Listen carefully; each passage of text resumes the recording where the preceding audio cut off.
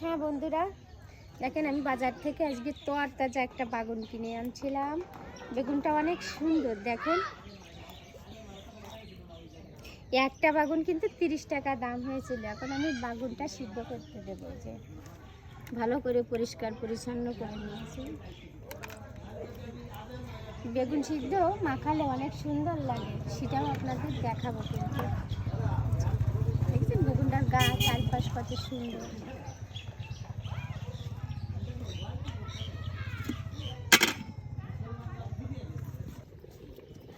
দেখেন বেগুনগুলো সিদ্ধ হচ্ছে। আর এই যে বাজার করে আনছিল কচুরমুখী, ওলকপি, বেগুন, ছিম, মেচড়ি, কালি, গাজর। হ্যাঁ বন্ধুরা, কি হচ্ছে এটা? এই যে বেগুন ভর্তাটা মাখাবো। এই যে ধনে পাতা, পেঁয়াজ কাটা আর এই যে মাসকলাই দিয়ে যে বড়ি, এগুলো ভেজে নিয়েছি আমি। এটা এই বেগুনে দিব। আর এই যে শুকনো ডাল ভাজি, এগুলো দিয়েই হবে। আর লাস্টে মাখানোর শেষে এই যে খাঁটি সরিষার তেল, এটাও দিব ভর্তায়। এই যে এবার সরিষার তেল দিয়ে এটা আমি ভালো করে মেখে নিব। এই যে বাড়িতে আপনারা একবার বাড়িতে এরকম বানিয়ে খেয়ে দেখবেন, হেভি টেস্ট।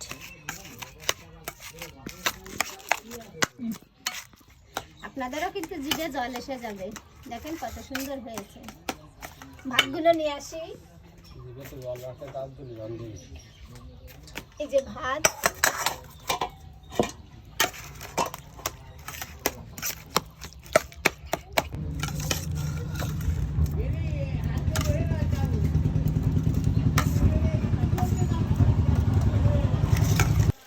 হ্যাঁ বন্ধুরা, এই যে আর পালং শাকের তরকারি, আমাদের সকালকার খাবার। বেগুন ওই যে সিদ্ধ দিলাম, মাখালাম ওটা। আর এই যে পালং শাক, এটা আমাদের সকালকার খাবার। দুপুরে আবার হবে।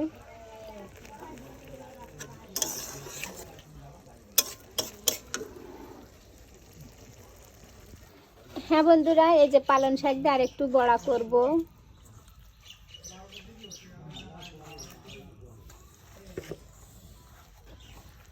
দেখুন, আর আমার কিন্তু এই যে তরকারি রান্নাটাও হয়ে গিয়েছে। তো দেখেন কেমন আসছে, কালার কেমন হয়েছে। মনে হয় টেস্ট হবে ভালো। শুকনো শুকনো করেই রান্না করছি। হ্যাঁ, এবার পেস্ট কাটা দিয়ে ভালো করে মাখিয়ে নিতে হবে।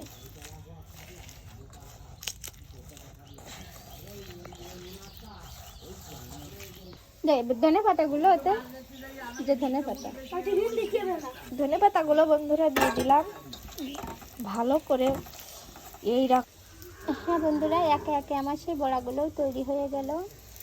আর এই যে এখানেও এই যে কড়াইতে কয়টা রয়েছে, এটা কিন্তু পালং শাক দিয়ে করছি।